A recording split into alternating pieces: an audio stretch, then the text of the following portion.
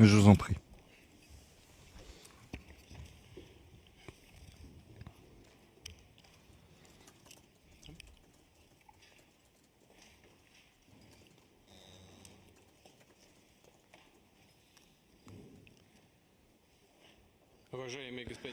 Monsieur le Président, chers amis, nous sommes très heureux de vous voir et je veux tout d'abord, au début de notre entretien, vous remercier de votre décision de participer à la manifestation commémorant le 80e anniversaire de la Grande Guerre patriotique. Je me souviens de notre entretien constructif de 2023, lorsque vous vous êtes rendu dans notre pays pour participer au sommet russo-africain de Saint-Pétersbourg.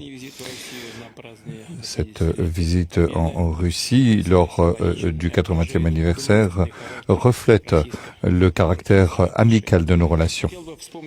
Je rappelle également la contribution dans la défaite de l'Allemagne nazie et de ses satellites. Plus de 30 000 habitants du Burkina Faso ont fait partie de la coalition anti-Hitler qui se sont battus aux côtés de la France auprès de Charles de Gaulle, du légendaire Charles de Gaulle. Aujourd'hui,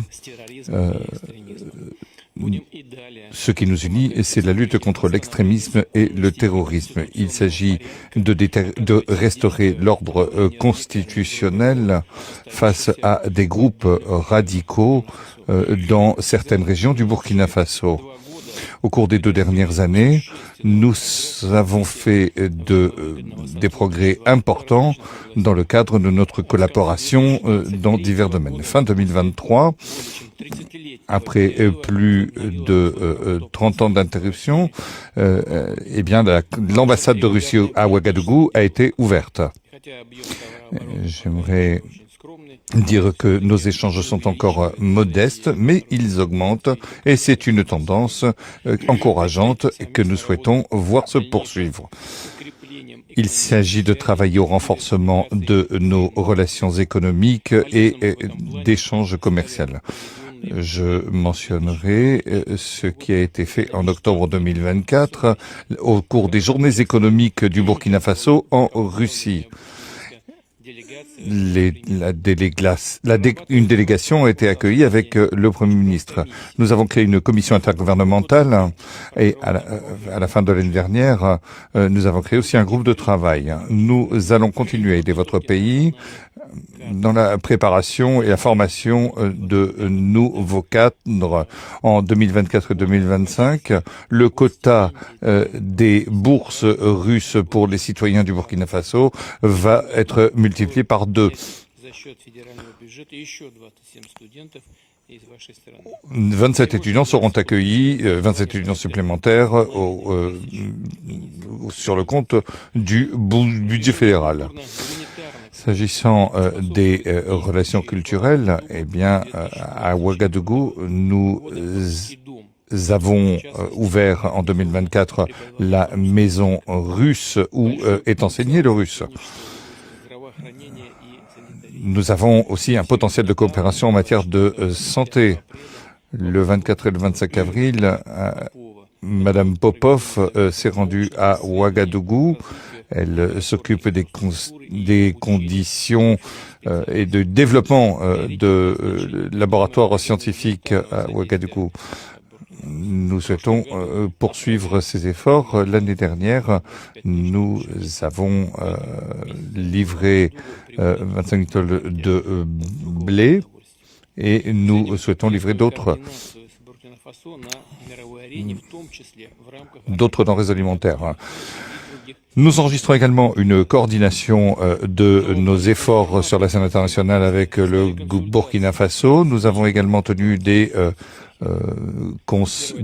consultations avec les pays de la Confédération des pays du Sahel, comme en témoigne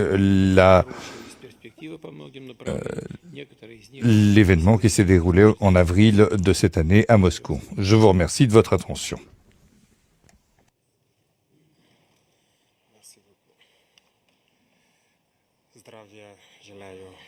Presidente.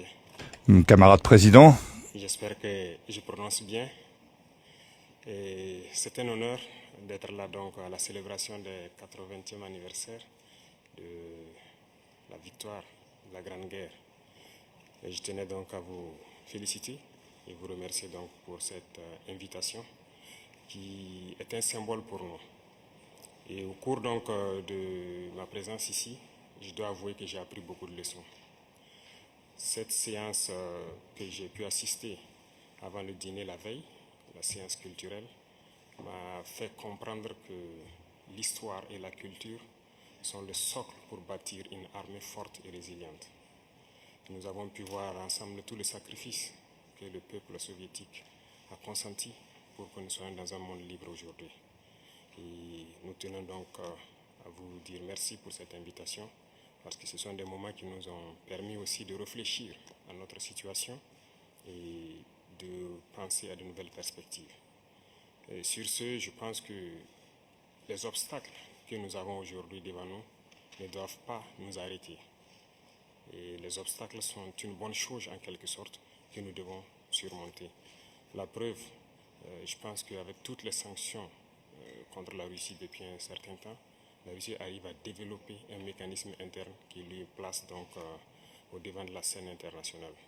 Et nous prenons bonne note de ces leçons que nous avons donc apprises ici. Et même au niveau de la parade, je tiens à dire que j'ai été émerveillé de voir l'enchaînement donc des engins qui ont défilé devant nous, notamment depuis le char mythique T-34 qui a gagné donc lors de la Grande Guerre jusqu'aujourd'hui au char moderne. Combien donc l'armée russe s'est modernisée, combien la technologie donc a participé à renforcer cette armée. Et dans ce cadre, nous souhaitons que la coopération que nous avons puisse se renforcer de façon exponentielle. Je vous remercie déjà pour tout ce qui est fait pour nous, notamment ces bourses d'études qui sont octroyées au Burkina et qui vont s'accroître. Et ce matin, j'ai visité donc l'université de chimie et je disais que le volet sur lequel nous allons axer après la défense et la sécurité, c'est le volet de l'éducation. C'est ce volet qui nous intéresse le plus, notamment les sciences. Il faut que la Russie puisse nous aider à former notre jeunesse, notamment dans le domaine des sciences, pour que nous puissions développer chez nous la machinerie, en gros. Que ce soit la machinerie qui va avec l'armée ou la machinerie qui va avec l'industrie. Parce que c'est à ce seul prix que nous pourrons nous développer au sein de l'Afrique. La guerre qui nous est imposée aujourd'hui, nous pensons que ce n'est qu'une manifestation aussi du nazisme. Parce que le terrorisme qui est là aujourd'hui n'est pas du terrorisme, c'est de l'impérialisme. Ce sont nos terres qui intéressent ceux qui nous combattent. Et donc, finir avec cette guerre, avoir une armée forte et lancer le développement de notre patrie, telle est l'essence donc de notre combat. Et nous comptons sur vous pour surtout former nos cadres.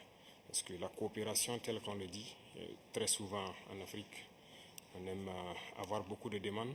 Nous savons que vous êtes dans une opération militaire spéciale. Nous comprenons tous les défis qu'il y a. Et le lendemain, qui est incertain pour le monde entier, nous pouvons comprendre ça. Donc nous ne serons pas là peut-être à demander beaucoup de choses, à demander de l'aide ou quoi que ce soit. Mais l'aide que vous pouvez nous octroyer, c'est surtout ce transfert de connaissances que nous voulons. Et donc nous souhaitons avoir plus de bourses et voir dans quelle perspective nous pouvons nous-mêmes donner des bourses à nos étudiants pour étudier ici. Et dans un troisième temps, comment est-ce que les universités ici peuvent se dupliquer au Burkina Faso, notamment celles que j'ai visitées. Et aussi, il y a beaucoup d'autres universités dans le domaine des sciences. Comment on peut les dupliquer au Burkina Faso avec tous les laboratoires nécessaires qu'il faut pour former de manière pratique nos jeunes et que nous puissions être donc au cœur de notre propre développement. Donc c'est la demande essentielle que nous avons actuellement dans le contexte que nous vivons pour pouvoir transformer tout ce que nous avons sur place, produire beaucoup de choses nous-mêmes et que le Burkina Faso soit un hub où beaucoup de jeunes Africains vont venir et apprendre aussi la science. Parce qu'ici en Russie, vous avez d'éminents scientifiques et il y a eu beaucoup de savants que nous continuons donc d'étudier leurs œuvres. Et je pense que c'est un arbre où nous pouvons soutirer la science pour nous développer. L'autre chose, c'est surtout dans le domaine militaire. Nous avons beaucoup de projets avec donc, le ministère de la Défense. Nous souhaitons donc